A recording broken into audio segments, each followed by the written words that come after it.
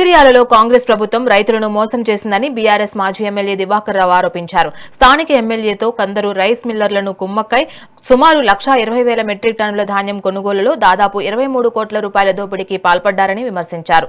బస్తాకు 3 కిలోల చొప్పున కటింగ్ చేస్తూ రైతులపై భారం మోపారని, కొనుగోలు చేసిన ధాన్యానికి వెంటనే రైతుల ఖాతాల్లో డబ్బులు జమ చేయాలని డిమాండ్ చేశారు. అలాగే లక్సెట్టిపేట ప్రమాద బాధితులకు ప్రభుత్వం 50 లక్షల ఎక్స్‌గ్రేషియా ఇవ్వాలని కోరారు. ఈ నెల 8న బీఆర్ఎస్ వర్కింగ్ ప్రెసిడెంట్ కేటీఆర్ జిల్లాలో పర్యటించి మృతుల కుటుంబాలకు పార్టీ తరఫున 20 లక్షల ఆర్థిక సాయం అందిస్తారని తెలిపారు.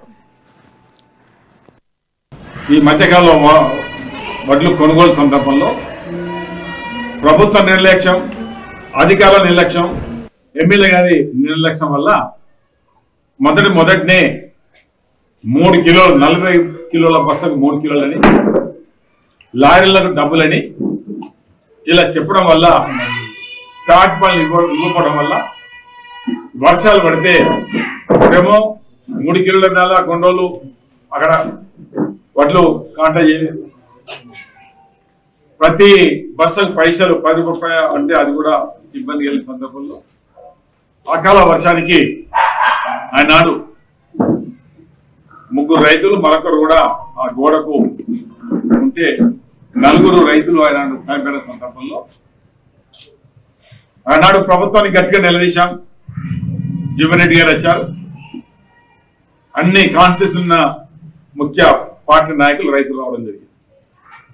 ఆనాడు మేము డిమాండ్ చేయడం జరిగింది,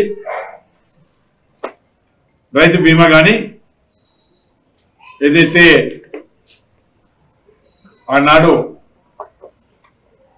భారీ వర్షాల మూలకంగా చనిపోయినప్పుడు నష్టపరిచే కార్యక్రమం, ప్రభుత్వ నిర్లక్ష్యం వల్ల, ప్రభుత్వం ఆలస్యం వల్ల మరి కొనుగోలులో పెద్ద ఎత్తున ఆటంకాలు పెట్టిన సందర్భంలో ఆ రైతు తాట్మల్ కప్పడం చనిపోయిన సందర్భంలో ఇది ప్రభుత్వ హత్య అని ఖచ్చితంగా ప్రభుత్వం డబ్బులు ఇవ్వాలని ఆనాడు రిప్రజెంట్ చేయడం జరిగింది కలెక్టర్ గారు. ఈ మధ్యకాలంలో ఇవి బెల్టన్ అప్డేట్స్. మరిన్ని అప్డేట్స్ కోసం చూస్తూనే ఉండండి మెగా 9 టీవీ.